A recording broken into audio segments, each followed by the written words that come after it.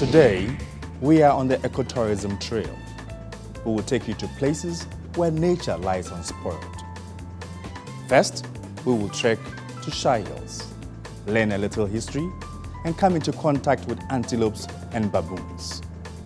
We will be doing some climbing too. Come along. Just off the Temamoto Way, along the Kosombo Road, we find the Shai Hills lying grey and opaque. It belies the thriving life within it. It is home to many species, especially the antelope and baboons. It is also steeped in history. It is the original home of the Shai people.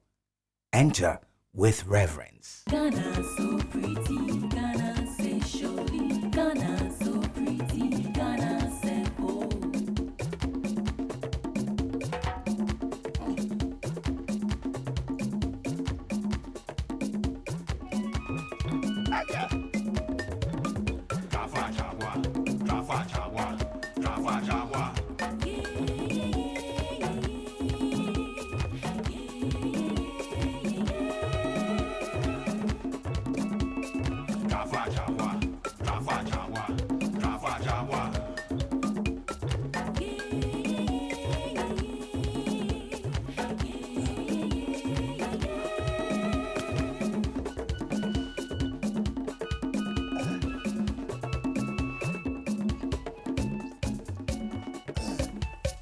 Ghana so pretty, Ghana say surely, Ghana so pretty, Ghana say oh.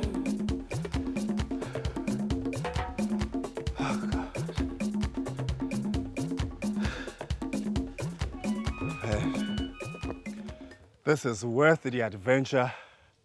It is worth the tour. It is worth a try. Welcome. Now I am standing on the Hiawoyo Hills. This is 290 meters above sea level. Behind me spread is the Shai Hills Resource Reserve, and beneath me is the Bonutem Cave.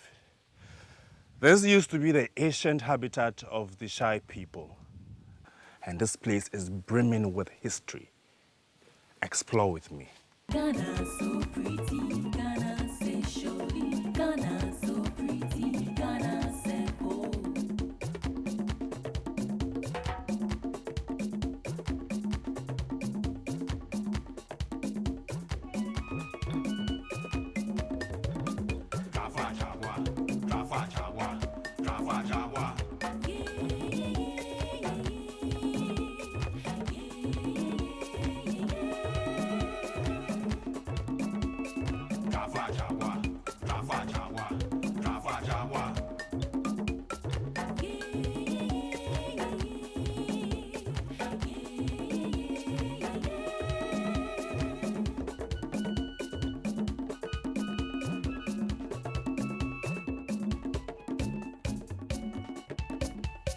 Ghana so pretty, Ghana say surely, Ghana so pretty, Ghana say oh.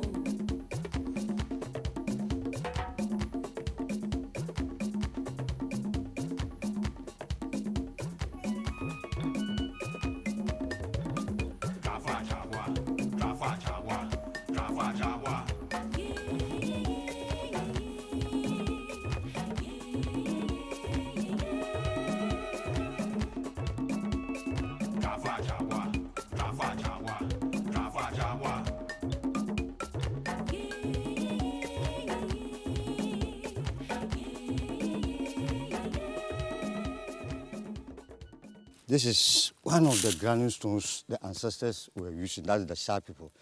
Normally, you know, when you come across these particular stones, it tells you that you are getting to one of the settlements. So from here, some few meters away, I'll show you one of the settlements.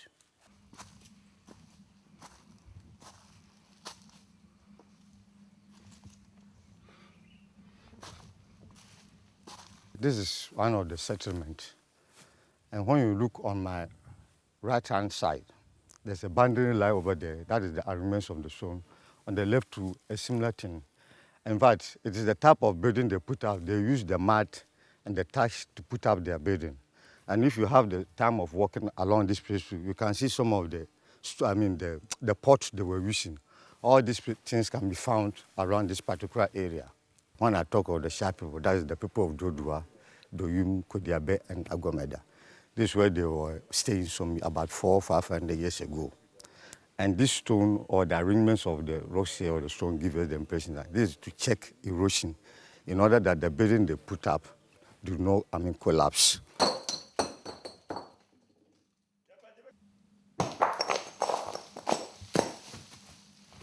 These are the protective walls. These particular stones were, pushed down against the approaching enemies. Anyway, those days, because the Shai people, in course of the tribal wars and all that sort of thing, that is why the intention arranged these stones over here, just to preserve themselves from, anybody or the approaching enemies. They don't have the access of entering this cave to disturb them. So it's more or less part of their weapons. The terrain is coastal savanna, pristine, unspoiled. It rolls out to show formations of all kinds. The place is surreal. Nature caught unawares. Is there any life here at all? Then you see the baboon's dramatic side. The baboon, smart and elusive, habitate these parts. They keep their distance though, virtually merging with the vegetation, a defensive mechanism.